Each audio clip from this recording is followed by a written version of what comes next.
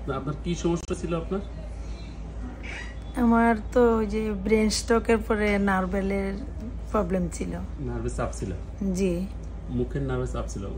ব্যথা কোথায় ছিল? ব্যথা ছিল আমার এই গালের মধ্যে, এত বড় একটা গুটির মতন ছিল।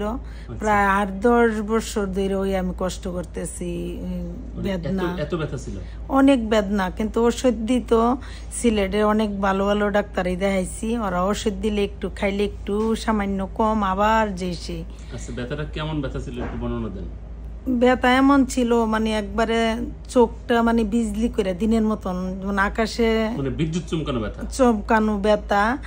আর মুখে কোনো কিছু দিয়ে আমি খাইতে পারতাম না, লাইরা ভাত খাইতে পারতাম না, দাঁত মাজতে পারতাম না, পানি খাইতে গেলেও আমার কষ্ট হইতো।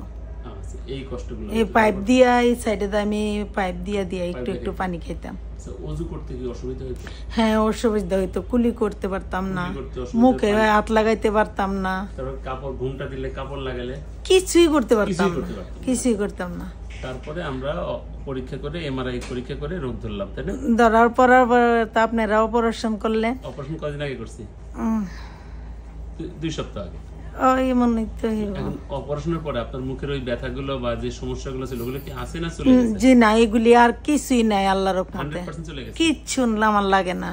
আমি ভাত আগের মতন চাবাইয়া মানে সব লাইরা, হ্যাঁ, দাঁত মাজতে পারি, হ্যাঁ, ওযু করতে পারেন, সবকিছু পারি আলহামদুলিল্লাহ।